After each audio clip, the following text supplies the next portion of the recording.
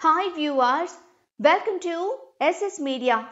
ఈసారి ఆంధ్రప్రదేశ్ ఎన్నికల్లో రాజకీయ నాయకుల ప్రచారాలు మాత్రమే కాదు, సినిమాలు కూడా తమ వంతు పాత్ర పోషించబోతున్నాయి. ఇప్పటికే వైసీపీకి మద్దతుగా వ్యూహం, యాత్ర సినిమాలను సిద్ధం చేశారు ఆర్జీవి అండ్ మహివి రాఘవ. అయితే అనూహ్యంగా వైసీపీకి కౌంటర్ గా రాజధాని ఫైల్స్ మూవీ తెర మీదకొచ్చింది. భానుశంకర్ దర్శకత్వంలో ఆ రాజధాని ఫైల్స్ సినిమా తెరకెక్కింది.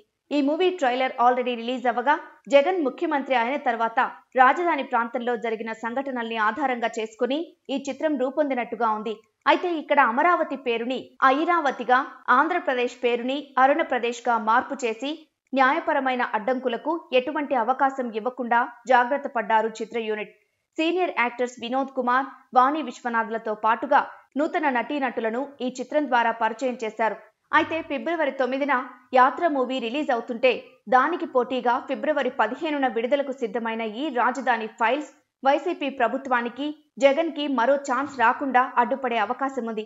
న్యాయస్థానం టు దేవస్థానం అంటూ అమరావతి నుండి తిరుపతి వరకు రాజధాని ప్రాంత ప్రజలు చేసిన మహా పాదయాత్ర ఈ సినిమాలో పొందుపరచడం జరిగింది.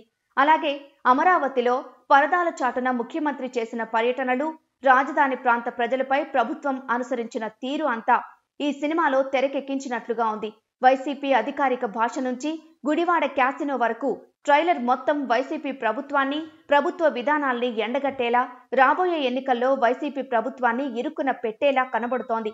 ఇప్పటికే పవన్ కళ్యాణ్ కెమెరామ్యాన్ గంగతో రాంబాబు మూవీ, యాత్ర మూవీని అడ్డుకోవడానికి అదే రోజు వస్తుండగా, ఇప్పుడు రాజధాని ఫైల్స్ పేరుతో జగన్ కి కొత్త తలనొప్పి తయారైంది. మొత్తానికి రాజకీయ నాయకుల వార్ లాగే ఈ రాజకీయ సినిమాల వార్ కూడా అందర్నీ ఆకర్షిస్తోంది.